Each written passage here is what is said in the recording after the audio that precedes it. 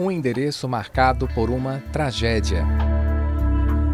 Hoje começamos nossa série de reportagens explicando como uma onda de desentendimentos entre duas famílias escalou para uma violência que fez daquela madrugada um momento sombrio, marcado pelo caso que ficou conhecido como a Chacina do Rangel.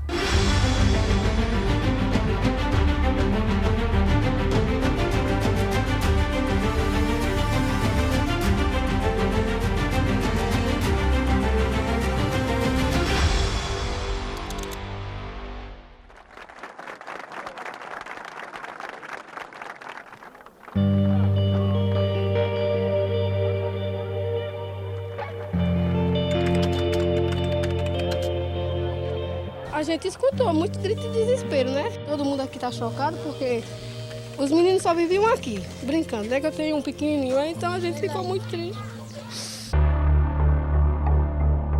A gente foi solicitado que haveria gritos lá na rua Oswaldo Lemos. A gente chegou na casa, tinha duas criancinhas. Aí eu entrei na casa, né? Quando eu entrei, eu vi aquela cena, né? A mulher em cima, organizando em cima da cama, pedindo socorro, toda cortada, as criancinhas mortas. Esse tempo todo que eu tenho de polícia, 19 anos, eu nunca vi uma coisa dessa natureza. É muito triste mesmo, muito trágico. A criança me falou que quem tinha feito isso com a família dele tinha sido o Carlos e a Adileuza. Aí me desloquei o local na casa deles. Estavam todos dois tomados banho, limpo, fez de conta que não tinha acontecido nada, totalmente aquela frieza, né? Aí eu cheguei, eu fiz uma pergunta a ele, eu disse, mas rapaz, como é que você faz uma situação dessa aí, entendeu? Matando toda a família aí. Foi assassinar o pai e a mãe, não foi as crianças, né? A legítima defesa bateu nisso, que ele estava perto. Não foi porque eu que matar os filhos dele, não. Eu estava em casa domingo, eu me acordei com os gritos dos povos que estavam morrendo. Naquela noite de julho de 2009, eu estava de plantão da 9ª DD e já na parte da madrugada chegou a convocação de ir ao Rangel, que dizia que uma família toda tinha sido dizimada por um vizinho, que por sinal estava lá preso, né? Então o delegado deslocou-se ao local, fizeram as perícias normais e na volta fizemos o flagrante delito, né? O interrogado, né, o suspeito, no caso do Mata-Sete, era muito frio, muito indiferente, parece que não tinha feito nada. Estava lá o facão, que foi usado na cena do crime, né?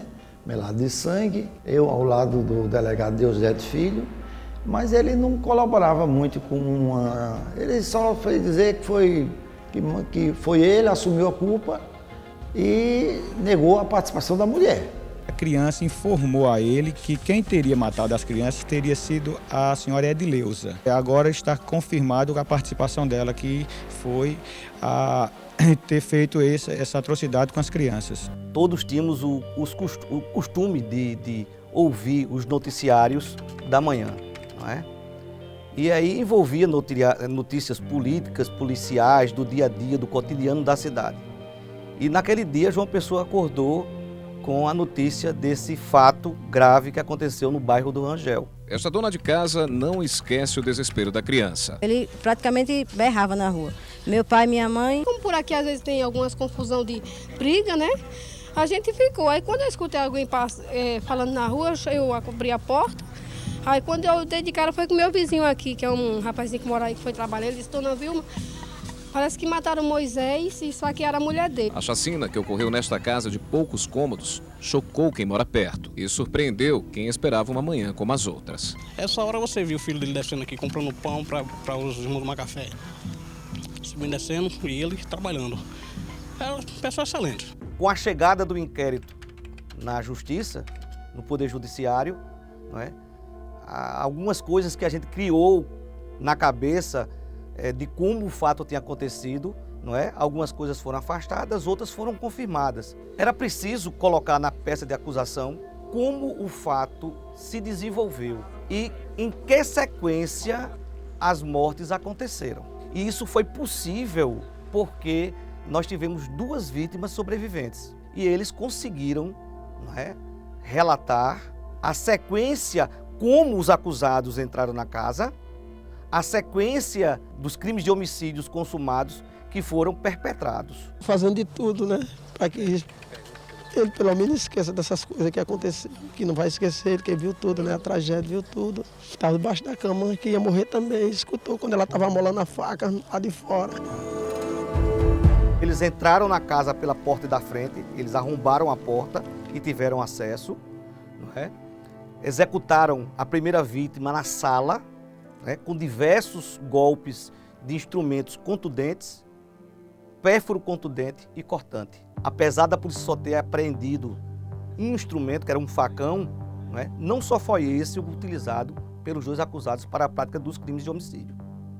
Depois que eles mataram a primeira menina, a de 11 anos que estava na sala, deitada dormindo no sofá da sala, os dois acusados se dirigiram ao quarto do casal, onde, encontrando-os, assassinaram pai e mãe das crianças e também 2 crianças que lá estavam, dormindo juntamente com o pai.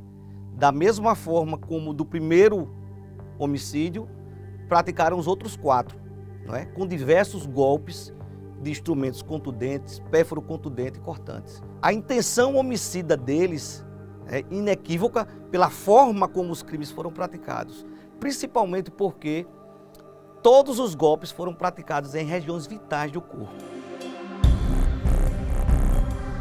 Foi designado uns 10 ou 12 defensores e os defensores se averbaram suspeitos, questão de foro íntimo e tal. Então, 2 horas da tarde, o defensor liga e disse que eu ia ser designado para fazer a defesa dela. E como é que eu achava? Não tem problema nenhum. Não tem problema, eu não conheço eles. O caso apenas a gente conhece, a mídia falava, né? Esse processo foi um processo diferente de todos. Todos porque envolvia crianças. Vivia uma chacina. A gente estava certo da palavra dela. Ela em nenhum momento, eu disse, olha, eu estou do teu lado, seja qual for a situação, eu estou do seu lado. Não quero que você me diga o que você não quer dizer. Eu não quero saber nada se você não quiser me dizer. Eu vou fazer você dizer o que não quer. Mas ela sempre disse que eu não participei.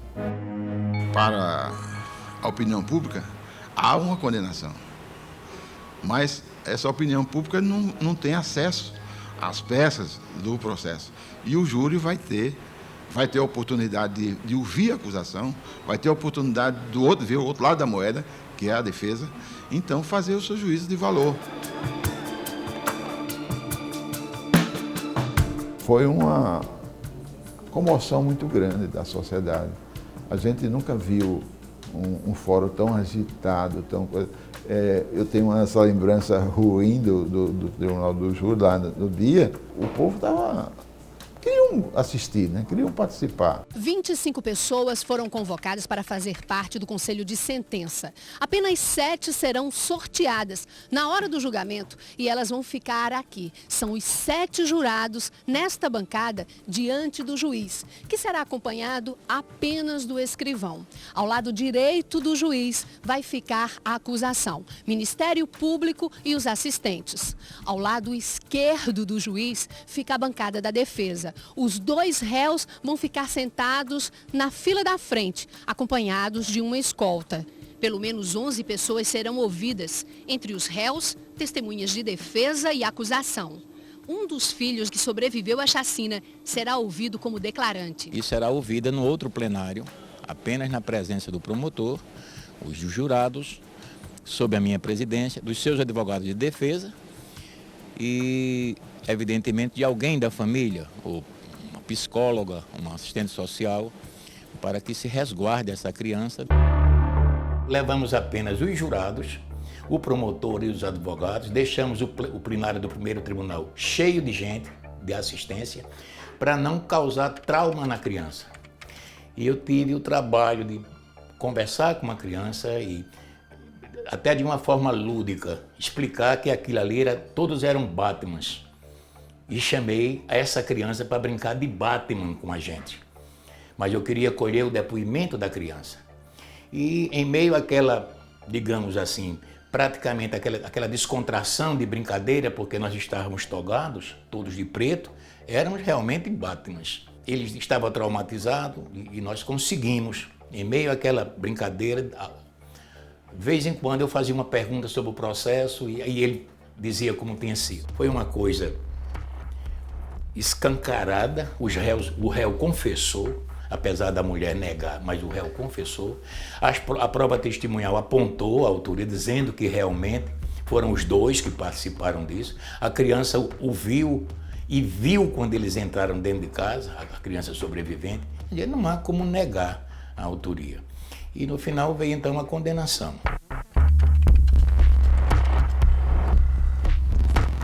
Eu fui lendo o processo, vendo as provas, vendo os depoimentos, vendo aquelas fotografias dos laudos, uma coisa que estarrece qualquer ser humano. Essas crianças foram mortas de uma forma estúpida. 12, 14, 16 golpes na cabeça, um em cima do outro assim. A reiteração de golpes foi também uma das qualificadoras, que é meio cruel.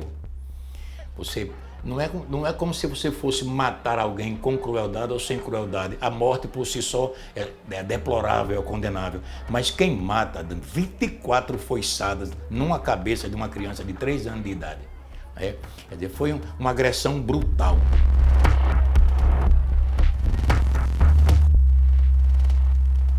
Eu nunca vi algo tão brutal, algo tão dantesco, como aquela cena que eu vi na reconstituição fotográfica do fato. Ainda hoje, eu os guardo na lembrança. Você vendo aquela cena, né? Para dormir é ruim, entendeu? Até você tentar esquecer, mas ainda não sai da lembrança, né?